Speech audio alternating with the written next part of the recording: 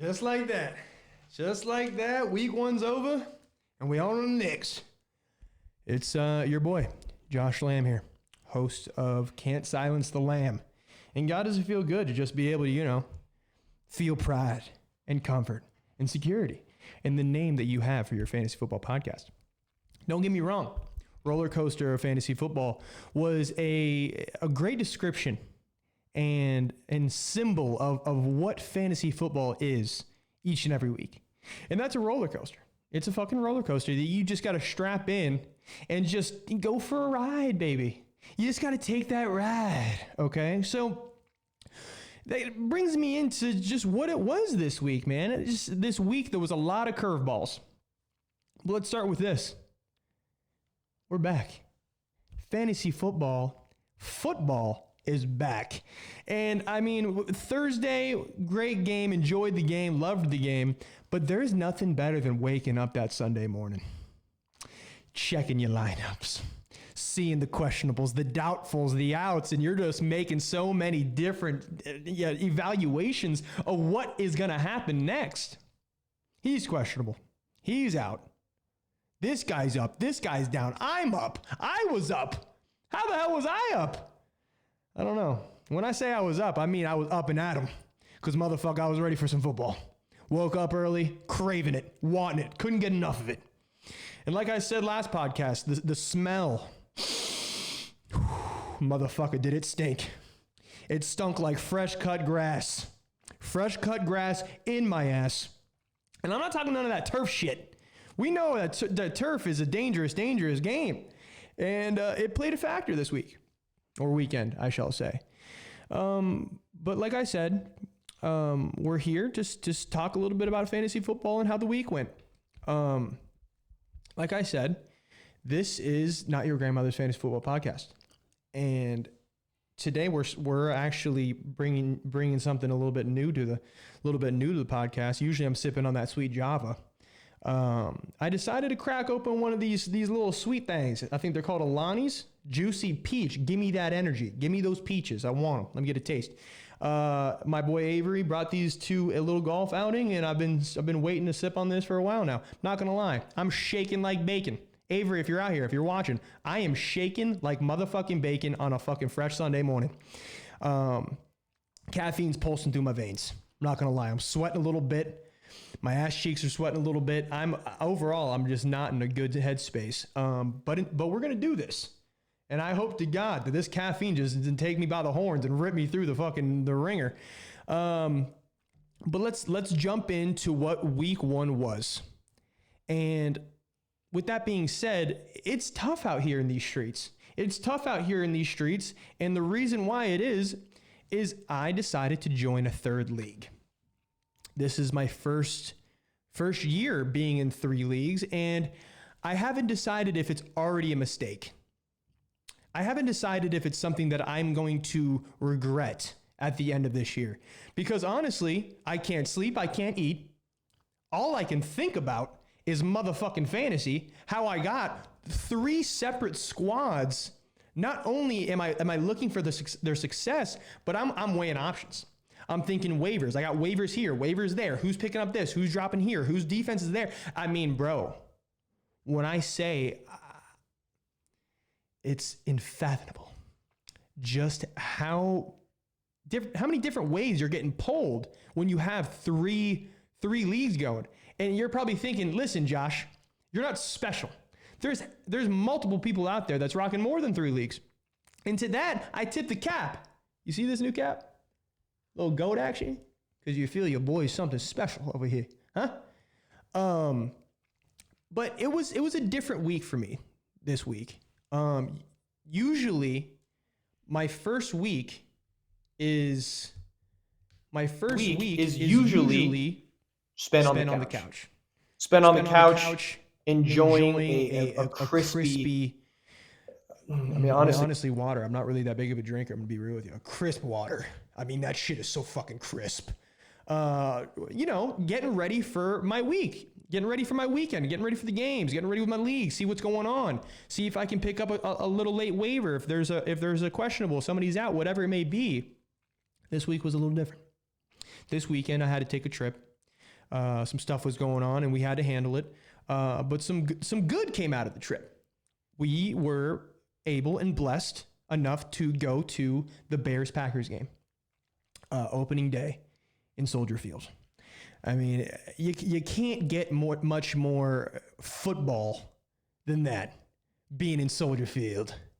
I mean, if I can throw on a Chicago accent for you right quick, if you're going to Soldier Field, going against the Packers, the Fudge Packers, you can't ask for more than that. And we were very excited to be there.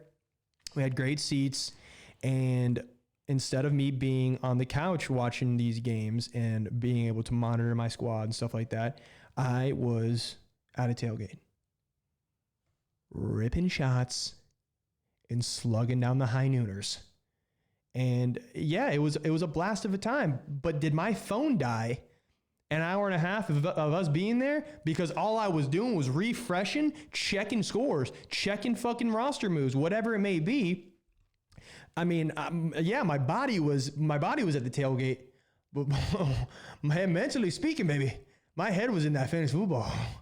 Okay, so it wasn't a normal week for me. You know, I was constantly checking scores, but of course, at the same time, I wanted to be involved. I wanted to be involved in the game, take in every moment I could possibly take in. So once the game started, luckily enough, it was a 4:00 game. I was able to, sit back. A lot of my 1:00 games were kind of tuning down. I was getting my points that I needed. Everything was good. But that brings me into what the week brought.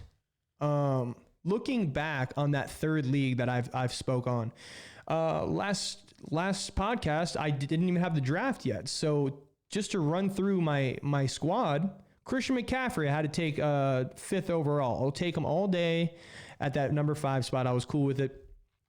Second running back, Alexander Mattison. Ended up going with Amon Ra in the 2nd round. Ended up taking Chris Olave, and I want to say the 3rd. TJ Hawkinson in the 4th. That's when I picked up Alexander Mattison in the 5th. And then I think I got Deontay Johnson in the 6th. I mean, Deontay Johnson, I don't know how many more times you can just absolutely fuck me over. I mean, this guy's hamstrings. I at this point, if I could just give my hamstrings, just tug them straight out the bottom of these fucking perfect quads, perfect legs, perfect thighs. I don't know what I'm looking for. All I know is if I can take my hamstrings out of these fucking luscious legs and throw them into Deontay's, I would, because for the 3rd year in a row, he's let me down. I've had him 3 years. At some point in a league, I've had Deontay Johnson, and those fucking legs are just straight rubber bands looking to fucking pop. And listen, I want the best for the guy. He's great in PPR circumstances. I think he is a master at getting open, all that jazz. But, he's already hurt. And they're already saying that he's going to be out 4 weeks. I can't take any more injuries. I can't do it. I'm begging. Somebody, can some of these motherfucking trainers work out these motherfucking hamstrings? Loosen them up, for God's sake. Do something. We're professional athletes out here. Huh? Listen, I'm not going to act like when I'm around my nephews and they let a balloon up, like the balloon, and they let the balloon string out of their hand and it floats to the top of the ceiling. We're talking 9-foot ceilings. We're talking 9-foot ceilings, strings up hanging down 2 feet. Do the math. We're sitting about 7 feet. All I got to do, I'm about 6 foot. For all the dickheads out there that know exactly how tall I am, you might be questioning, but with some shoes on, I'm 6 easy, baby. You know what I mean? And I'm always wearing shoes. And if I have to wear even taller shoes, I will. But all I'm saying is, 9 feet, 2 foot amount of string, and I got to do a little baby hop. Listen, I've been out of the game for quite some time. That little baby hop, I tighten up. I feel it. I feel little knots just hanging around the quads, hanging around the hammies. Shit, my calves get tight. The damn toes get a little bit more tight than they usually are. I don't know. All I'm saying is, for me, I get it. Listen. I'm not out there every day rolling out, touching toes, looking at hoes, because I got my girl, you know, I don't got to look at them hoes. But what I'm saying is it rhymed at the time, so I went with it. But what I'm saying here, for these guys getting paid millions of dollars, and all you have to do, I know hamstrings and quads, they're tough to maintain, and once you hurt them, it's a very good chance that they're going to get hurt again. But stretch every day, all day. I would rather you stretch all day, every day, than you practice football. Because if you can't stay on the field because your hamstrings keep on popping, I don't give a damn if you know the plays. If you can't be on the field, it doesn't matter if you know what the hell you're doing out there. Play calls, fucking usage, whatever it may be. All I'm getting at is you gotta make sure your body's right. And if you're getting paid millions of dollars, I don't know, man. I don't know the science behind it, but I am so fed up hearing about these damn hamstrings. It just sounds like every year, hamstrings are getting worse and worse. Everybody's popping a hamstring. Everybody's tearing an Achilles. I know tearing an Achilles is a whole different thing, but it sounds like they're all connected. All them motherfucking ligaments, from the Achilles up to the calf, to the fucking hamstring, all the way into your motherfucking ass cheeks. They're all connected at some point, somehow. And man, it's tough to see Deontay Johnson already on my bench, knowing he's going to be there for 4 weeks, when I already have Jonathan Taylor right underneath him with a big fat O on that PUP list. I can't take more. It's the first week, and I can't take any more injuries. Somebody tighten this shit up, and I'm not talking about your hamstrings. Loosen those babies up, but tighten up everything else. So, like I said, Jonathan Taylor got picked up. I think I got him in like the 9th round or something. Because God forbid he comes back healthy and ready to rock. I'm going to like my squad. Christian McCaffrey, Alexander Mattison, Amon-Ra St. Brown, Chris Olave, TJ Hawkinson. Right now, I got Marquise Brown in that flex spot because Deontay Johnson's bitch-ass hamstrings. But Jonathan Taylor comes back. I throw him in the number 2 RB spot. And then Alexander Mattison moves down to the flex, a legitimate RB2, probably capable. I mean, I didn't love what I saw out of him this past week. He did score, but that's neither here nor there. All I'm saying is if I have Jonathan Taylor or Christian McCaffrey sitting in the RB1, RB2 slot, I mean, you better watch out. Unless he sucks when he comes back. I mean, and that's what I'm saying. What if he sucks? But what if he's great? What if he's the best motherfucking play out there? And the next thing you know, I got Christian McCaffrey and JT. The two-headed monster. I mean, they're monsters. They're monsters.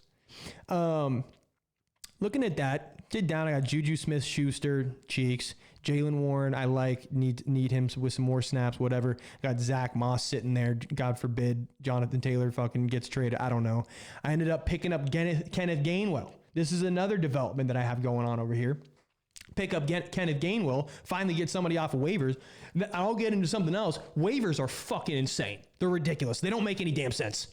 But Kenneth Gainwell picked him up, about 8 hours after I picked him up. I get a fucking report saying that he's out Thursday night. What more can I do? I'm dying over here. I'm dying on injuries. I can't stand them.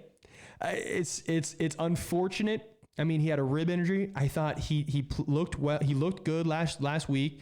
DeAndre Swift barely got any work. Kenneth Gainwell looked to be like the main back in a fucking star-studded Eagles offense. It's unfortunate. To get into how that matchup went in week 1, I'll make it quick.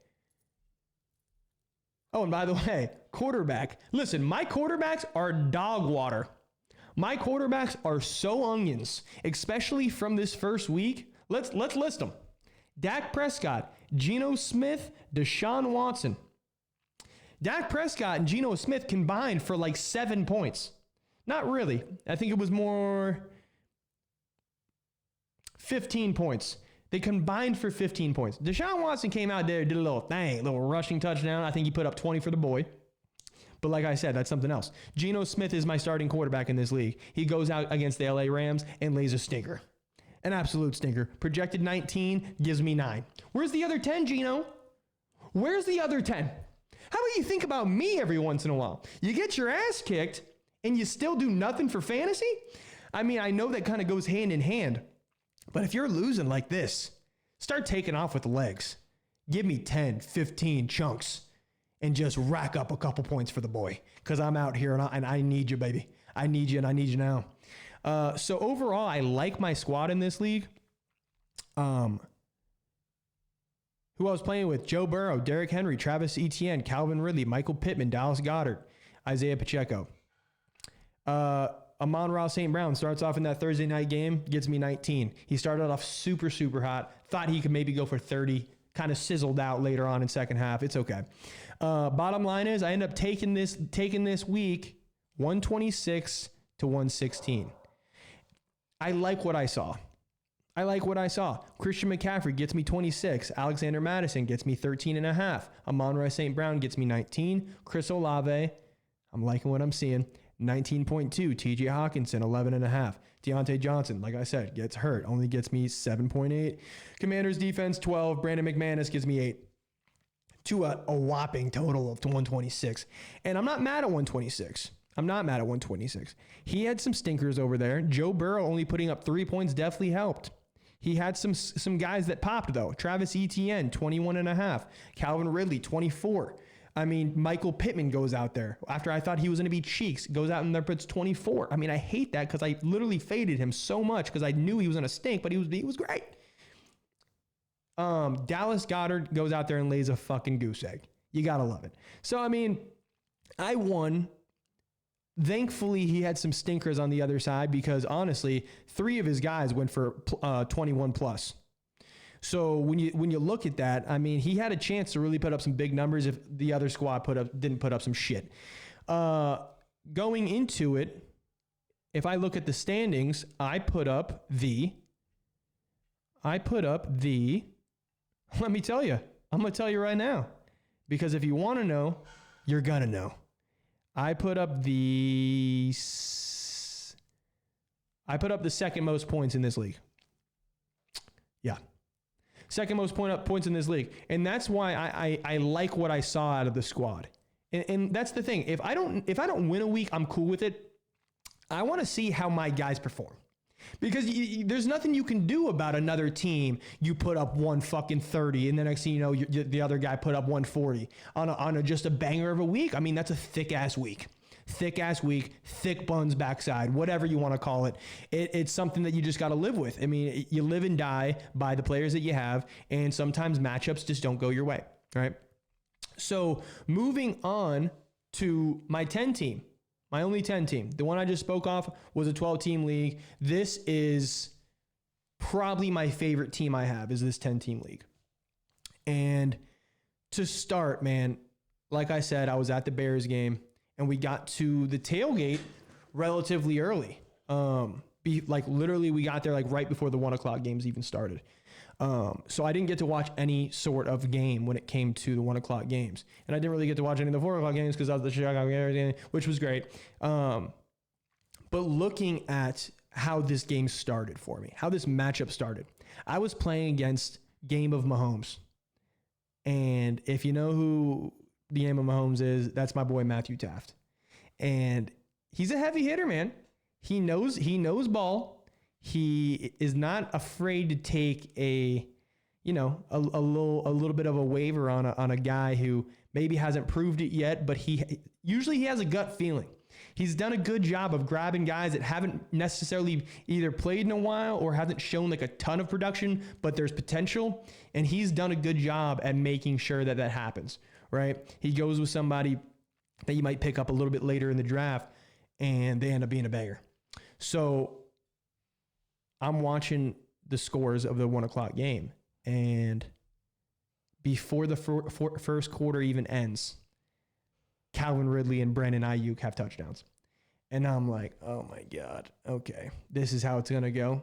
I mean, my guys haven't even really started their weeks yet, and I'm already in a hole.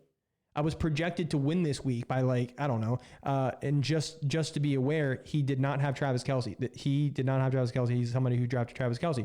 He put in Sam Laporta, gets him 9 points. It's not Travis Kelce numbers, but as a tight end, that's not necessarily terrible. That's actually solid.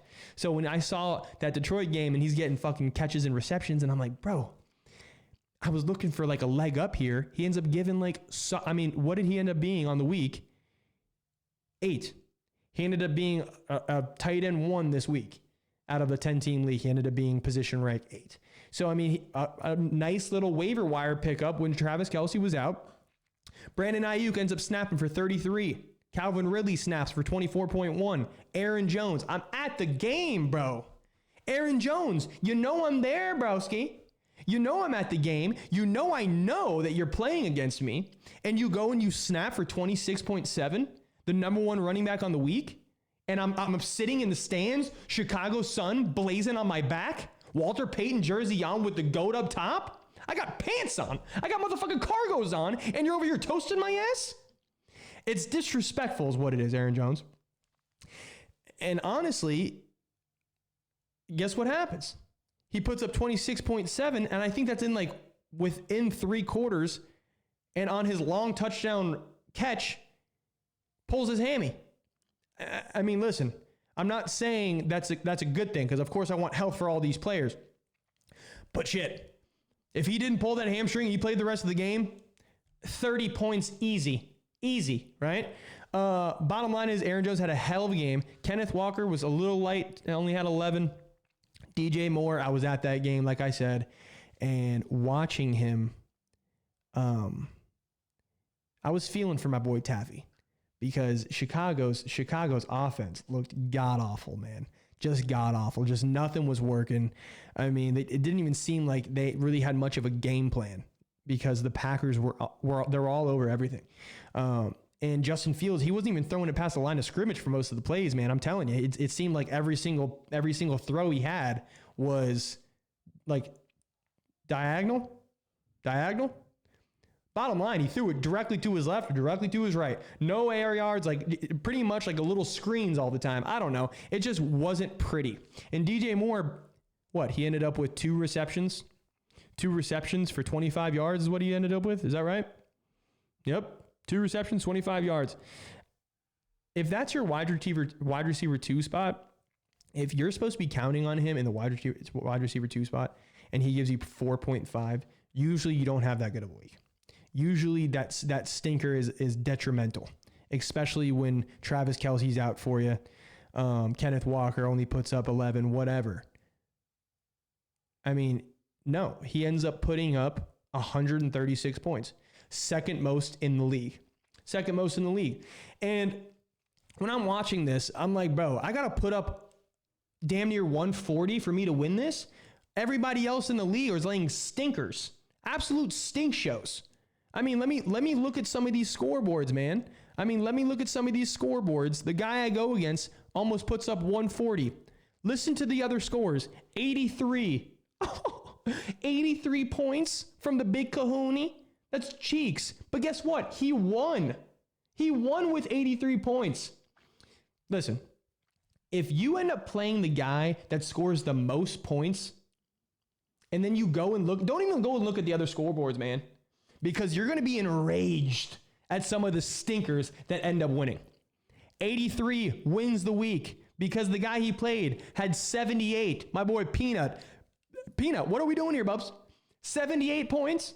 You put me out there. Put 11 of me out there in all of your spots. I don't know, 11? Is it 11 on the field? Put me a quarterback, running back, RB2, wide receiver 1, wide receiver 2, tight end, and flex. Put me out there. All me. Clone me 9 times. I'm getting your team more than 78 points. I don't know how. I don't know why. I don't know how I'm going to do it. The hamstrings are going to be tight. Put me on a screen. I'm taking it to the crib.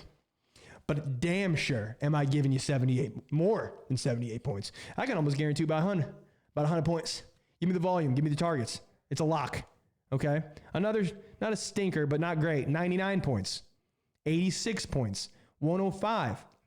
Bottom line is the closest guy to 136 was my boy Cody with 123. So 13 points less than who I'm going against. I mean, he was putting on a show. So let's go back to what I did and how I played, because I needed a big week if I wanted to make it happen. And one thing the J Shags Love Shacks do is, to be honest, they usually don't rise to the occasion. Let's be real here. I mean, I know how to win some games, but when they have a little bit of adversity, they usually crumble. My guys, they almost know that I need a big week, and they crumble like little bitches, huh? Little bitch is a little much. If you see you're on my team and I just called you a little bitch, I was kidding, and I take it back. You guys are great men, and you know what I mean. You're massive dudes, so leave me alone, huh? But looking at my squad, I need something big. Okay, Deshaun Watson gets me 21. Ramondre Stevenson started off very slow. I'm like, fuck, bro. That's supposed to be my RB1, and he bro, it seemed like he didn't have like a single point until like the second quarter, and I'm like, what are we doing here? What are we doing here, Ramondre, huh? Ends up getting me 15. He was projected 15.1. He got me 14.9. You know what? I'm feeling generous today. I'll give him the extra 0.1. He got me 15. And he did that on 25 yards. Terrible. But 6 receptions for 64 yards. He had like a big long run after the catch. And like I said, I didn't see it because I was at the game. But I saw it, and my guy, his number jumped, and I was like, "Oh my God, something must have big happened." I fucking love it, right? Gets me 15. Alexander Madison, the usage was there, the efficiency was not, but he did score.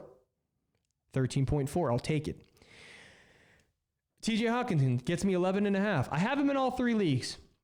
I have TJ Hockenson in all 3 leagues. I got a lot of faith and a lot riding on TJ Hawkinson's long, luscious locks. If he fucking crumbles and sucks, who's to say how I end up this year? Because, I mean, I got a ton of stock in the guy. He gets me 11.5. I was happy with it. The receptions were there. I mean, it was a very interesting game, Minnesota versus Bucks. I mean, it just seemed like nothing was going right for Minnesota. I mean, they had like 2 fumbles in the red zone that I saw. But he had 8 catches. 8 catches for a tight end I am taking. Did he only have 35 yards on 8 catches? I mean, a 4.4 average. You're not, I mean, bro, you're getting what? I don't know. 1.4, yeah, 1.44 points a catch. I mean, that's not great, is it? Doesn't sound great. Sounds like shit. So he gets me 11.5. I'm happy with it. He was position 3 on the week. That's without Mark Andrews and Travis Kelce playing. So, I mean, that's not ideal, but whatever. I got the 3rd highest of the tight ends. I'm cool with it. 11.5. Chris Olave started off slow, ends up with 19.2. I mean, I think you're getting my drift. Looking at the squad, I had some solid production. But still, 136 is hard to come up on. Until you see who I have in that wide receiver 1 spot. And if you watch the first podcast, you know who it is. It's delicious. This is delicious. The peach is scrumptious. I'm scrumptious. Caffeine's pulsing through my veins. Number 1 wide receiver for the week, and my wide receiver 1, Tyreek motherfucking Hill. Listen, when you have a guy that puts up 44.5, you're not scoring low, baby. In fact, it's the opposite. You're scoring so motherfucking high that you end up with 163 points on the week. Bitch! Oh! Huh? Listen to me. If you end up playing the guy who scores the second most in the week, it's simple math. If you're playing the guy who scores the second most in the week, if you want to win, you better put up the first amount of points in the week. And bitch, it's exactly what I did. 163 points. I'm not going to lie, bro. I texted the group. I texted my homies literally 30 minutes into the 1 o'clock games. And I said, Taft, GG's. Because motherfucker, Calvin Ridley had, 6 catches in the first half? And a tutty? Did he have a tutty? Yeah, he had a tutty. 11 targets. I mean, he does that. Brandon Ayuk, I think he scores 2 touchdowns in the first half. Ends up with 33. I'm like, bro, Brandon Ayuk ended up as the wide receiver 2. Calvin Ridley ends up as the wide receiver 6. And this was all done within like the first 30 minutes of the game. and I'm watching this, and I'm engulfed with rage. I'm at this tailgate. People are looking at me. They're like, Josh, what's wrong? You're at a Chicago Bears Packers tailgate. You look like you just saw a fucking ghost. And no, I didn't see a ghost. I saw Calvin Ridley and Brandon Ayuk pop up on your boy's ass cheeks. Pause. But you get my drift. Okay. So what I'm saying is, if you go against guys who put up big numbers, the solution is you go out and you put up bigger numbers, huh? And that's what the squad did. So I ended up winning 163 to 136, and God, did it feel good. I mean, I feel for Taft. It always sucks to put up the number 2 amount of points, end up losing. It's almost the worst thing you can possibly do. But that brings me to my wide receiver 2 spot, and something unfortunate happened, man. I mean, everybody watched that quarterback or the Monday night game. First drive, I think it's like the third play, whatever it was. Aaron Rodgers, he tears the Achilles. I think everybody had super high hopes for Garrett Wilson this year, pairing it up with Aaron Rodgers. And I'm not saying that he's not destined to still put up, big points and be one of the top receivers of the year. I'm just saying it's going to be a little bit of a tougher journey to get there. But the pairing of Aaron Rodgers and Garrett Wilson, I think everybody knew that was going to be lethal. There was a chance that Garrett Wilson could end up as a top 5 receiver for fantasy this year. And yeah, I mean, I drafted him high for a reason. Everybody watched Hard Knocks. Everybody saw the chemistry. Everybody saw the fucking morale through the roof. The Jets were supposed to be one of the best teams in the league, and Garrett Wilson was going to be one of the fucking leaders of that fucking charge. So it's unfortunate. It's unfortunate. Garrett Wilson, he ends up probably dropping from like a top 5 wide receiver that of potential. I mean, bro, Zach Wilson. He's not Aaron Rodgers. That's the problem. I mean, I'm not saying he's the worst quarterback. I mean, he didn't play well last year, but he's not Aaron Rodgers. And Aaron Rodgers has the reputation of feeding a receiver, force feeding a receiver. Devontae Adams being a perfect example of that. If he likes somebody, he goes to them as much as he possibly can. So Garrett Wilson being the fucking the rookie player of the year and just an all-around stud. I mean, that was going to be A-Rod's guy. And he had a chance to be just something so special. And it stinks. I mean, he ended up putting up 14.5 for me. I guarantee if Aaron Rodgers played that whole game, bro, guaranteed 20 plus. Guaranteed. I'll put the mortgage on it. I'll put the motherfucking mortgage on it. Okay, that would have been the case. And I mean, we can't prove that, but I strongly feel that would have been the case. So it's unfortunate to see because I really do think Tyreek Hill is going to end up being a top 3 receiver. I thought Garrett Wilson had a potential to be a top 5 receiver. Chris Olave has a potential to be a top 10 receiver. I mean, the receiving core is so solid. I just hope that Zach Wilson just force feeds the hell out of Garrett Wilson. I mean, they got the same last name, for God's sake. I mean, at this point, they're brothers. Force feed your brother. Receptions and targets. Maybe a couple touchdowns. So the squad looked really good this week. It was my favorite team of the week. Looking at the bench, Van Jefferson, Buns, Samaje Perine, he goes over the projected, nothing crazy. Kadarius Toney was ass lips. I mean, I'm going to be honest with you. That was probably the worst. That was probably the worst game I've ever seen out of an NFL player. And I'm sure there's probably been worse in like certain positions, but for a receiver, that was probably the worst I've ever seen a receiver play in an NFL football game. And like, it's nothing against Kadarius Toney, because I kind of fuck with the Kadarius Toney. I think he's kind of like a wild card. But I think he has a ton of talent. It's just he had a bad game. You know what I mean? And they all have them. I mean, players have bad games. It's just the way things panned out in that type of game when Travis Kelce wasn't playing. They needed somebody to step up. And Kadarius Toney had a couple chances. I mean, let's not get started on that pick 6. I mean, that was the game right there. I mean, they won by 1. And who's to say that would have been the end of the game? But that pick 6 predominantly the difference. Feel bad for Kadarius Toney on that. I mean, people were ripping into him. Not saying it wasn't warranted because it was tough, but I mean, hopefully he comes back. I still got faith in the guy. I think he could be the wide receiver 1 over there because Sky Moore had a shit game too. It's not like anybody had a great game for Kansas City other than Patty Mahomes. The guy's a star. I mean, he's a magician. So I ended up winning. So Josh, you went 2-0 so far in the week. You must have had a great week. Yes, listeners, viewers, 2-0 I love. How did that third week go? How did that third league go? The league that I've had so many fucking curveballs and variables thrown at me so early. And as a good GM and a good commish and a guy who prides himself of being a problem solver, I thought, you know what? You were given lemons. Let's make pot roast. Huh? I mean, lemonade's delicious, but let's be honest here. You get all phlegmy, you get lemons, you make lemonade, and sometimes that lemonade's a little too tart, a little too sweet. You get a little phlegmy. You need to wash it down with a little bit of water. Let's not make lemonade.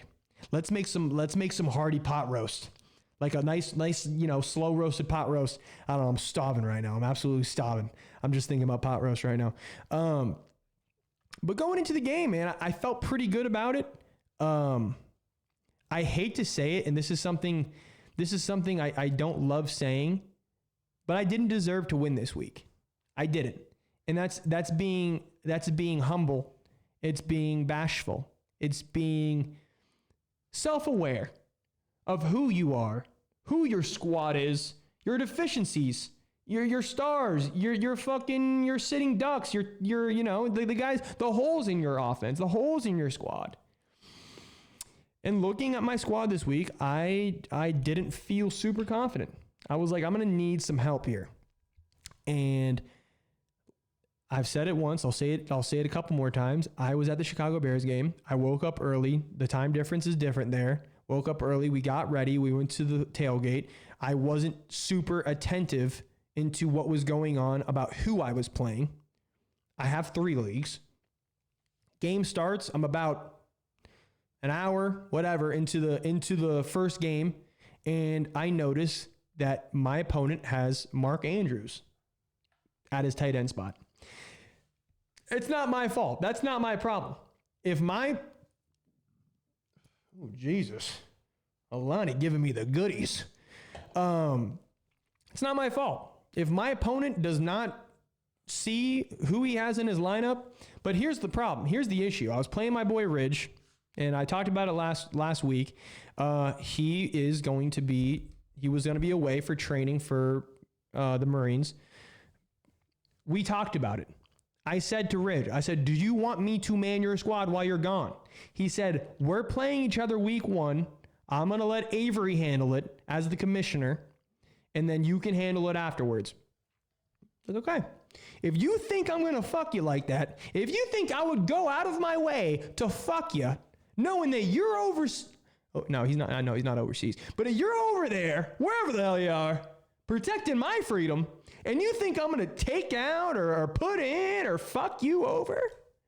I mean, that just goes to show the respect and the trust you have in your boy. Bottom line is, Avery fucked you.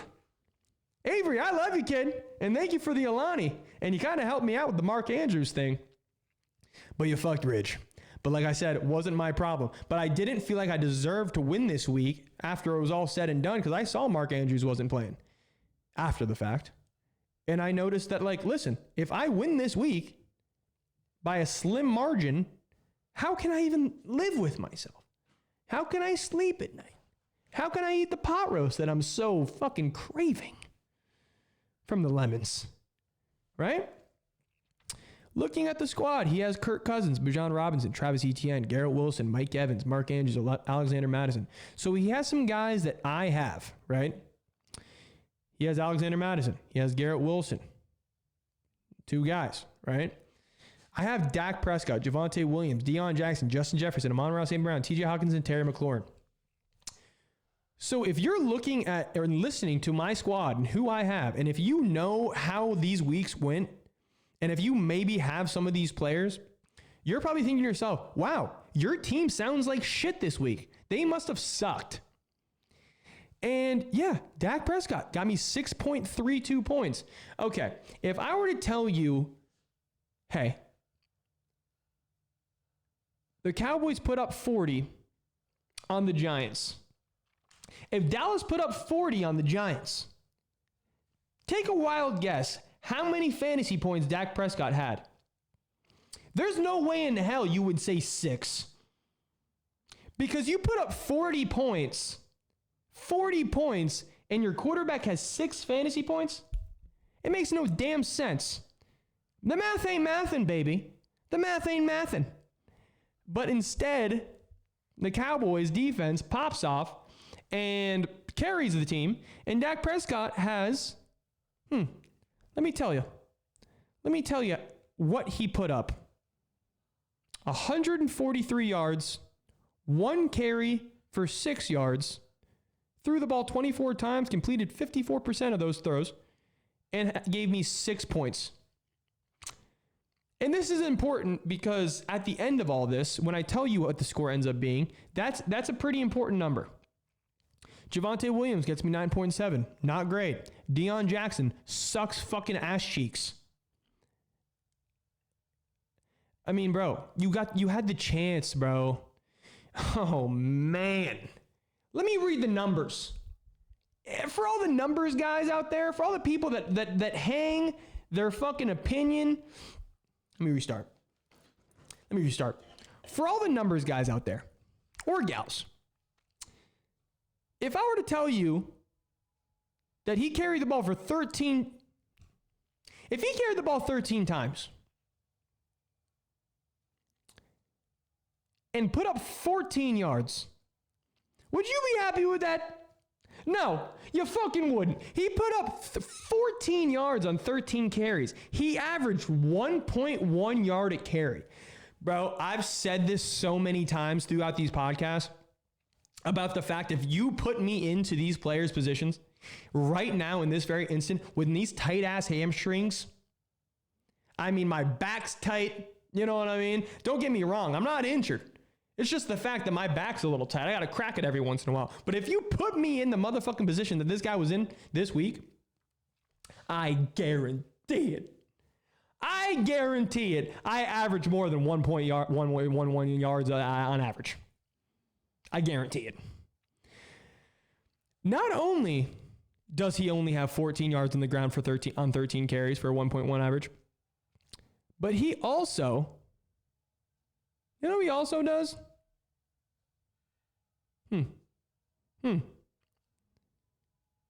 I think he fumbled twice. I'm pretty sure he fumbled twice. He got me 3.8 points. I mean, are you fucking kidding me? My RB2 spot, nobody else, and Evan Hall got hurt. So he was really the only running back there. And you put up 3.8 points, bro. I mean, fuck. Justin Jefferson, 24. Amon-Ra St. Brown, got him again, 19.1. TJ Hawkinson, as you know. Terry McLaurin gets me 5. I mean, bro, 9.7, 3.8, 5.1 for like a bulk of my guys, with my quarterback only putting up 6. You must think to yourself, Josh, you must have gotten smoked. And I was thinking to myself, I'm losing this game. There's no way in hell I win this game. I was okay with it too because Mark Andrews wasn't in his lineup and didn't play. So I felt a little bit better about it. I was like, you know what? Am I sweating? Look at this fucking shirt. The thing's crisp.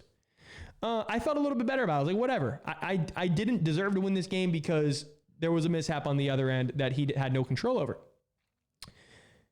Because his team put up 16.5, 20.3, 21.4, 14.5, 19. Mark Andrews had 0. Alexander Mattison had 13.5. Ravens D, 12. Greg Joseph had 5. For a whopping 121.56. Okay? It's a solid week. Looking at it, it was the second most in the league, right? The only reason I was even competitive is because I had the motherfucking Cowboys D. Listen, Cowboys D, if you're listening out there, you can get me 35 points a week. If you're able to keep up that consistency, get me 35 points a week, bro. I don't know what I'll do. I'll literally name my first child, whenever that may be, Cowboys. That will be his first name, Cowboys. If you can average, I know this probably ain't going to happen, but if you can average 35 points every single week for the rest of the season, I mean, my kid's name is Cowboy. No, Cowboys. I'll even put the S at the end because it makes it even sound more ridiculous. But I'll make that kid's name, girl or boy, Cowboys. I mean, if it's a girl, it would suck even more. Cowboys as a girl, that's terrible. That's terrible. Kept me in the game, though. At the end of what I had 121.52. Do the math. Ridge had 121.56. I want you to look me in the eyes here. I was on my flight back when this Jets game was going on. I had no service. I had no Wi-Fi. I wasn't sure how the game ended. I wasn't sure what kind of numbers Garrett Wilson put up, but that was the last guy he had. I was trying to remember what kind of numbers did he have to get to win. And don't forget, I had Garrett Wilson in my other league, so I didn't want him to put up a stinker. I wanted to see what kind of points I could get. He ends up winning it on a backhanded one-hander from Zach Wilson to beat me by 0.04. It was almost a relief. Because I'm thinking to myself, bro, if I just beat him by, say he ended up with 0.50 and I beat him by 0.02. If Garrett Wilson caught one less yard and I would have won, I probably would have felt like a piece of shit.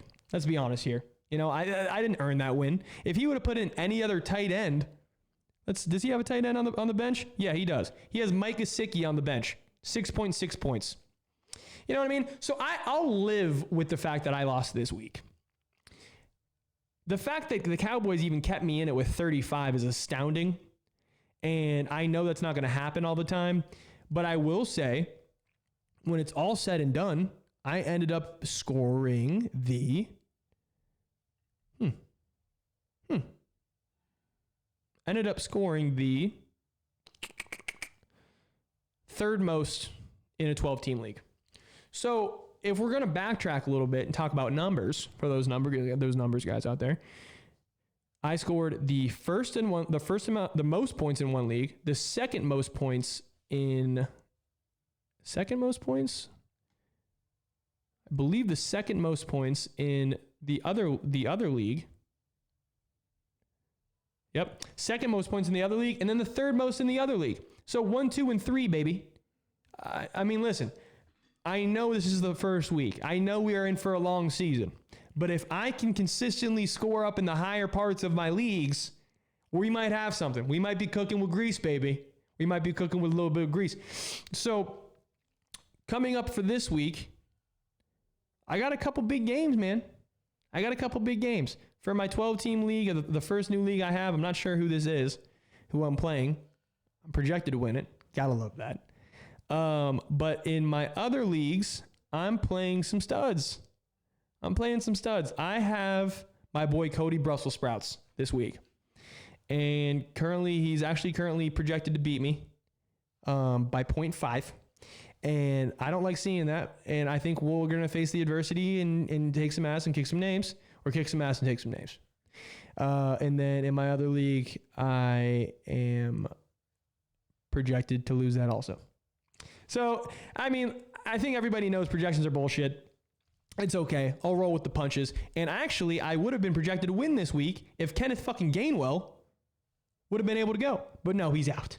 He was projected 13. I threw him in the RB2 slot. I was like, bro, I lost week 1. If I could get a good waiver wire pickup, then I could be right back in the mix. I could fill that RB2 slot and see what happens. I pick up Kenneth Gainwell, which wasn't like a league winner by any means, but it was going to give me a little bit of, some consistency in that RB2 slot. Not ideal, but I had to throw Zach Moss in there. I ended up dropping Deion Jackson's bitch ass, and Zach Moss should come back and be the legitimate RB1 in that offense, which is not a great offense. Don't get me wrong. I don't want anybody in that Colts offense right now. Anthony Richardson had a solid game, but I don't trust the consistency there with Pittman. Zach Moss is probably going to be splitting carries with Deion Jackson. Evan Hall just went to the IR. I don't know what's going to go on there. Do I want any piece there? Not necessarily, but if there is one piece I'll take, it's probably going to be Zach Moss, especially after Deion Jackson fumbled twice. Zach Moss is coming off. He was supposed to be the RB1 spot or the RB2 behind Jonathan Taylor. We should be okay there. So that pretty much wraps up my week one.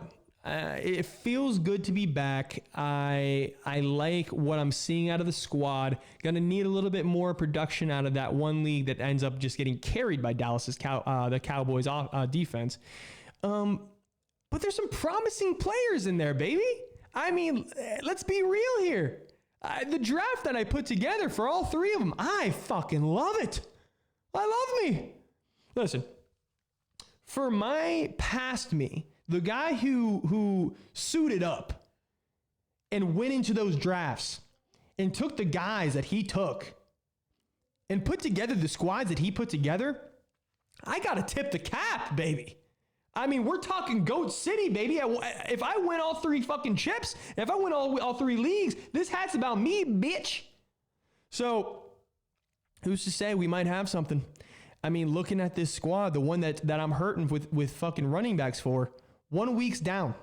1 week is down. Javonte Williams was looking solid. I think he's going to have a better week coming up. Alvin Kamara only has 2 more games, baby. 2 more games, and he's back in the lineup as that fucking RB1 or RB2. And then 3 more games, there's a chance that Jonathan Taylor might be on a new team. Huh? Could be on a new team, could be playing for the Colts. I don't know. All I'm saying is if he comes back and he's healthy and he's playing well, the J-Chip fucking love racks, love nuts, it's a chip.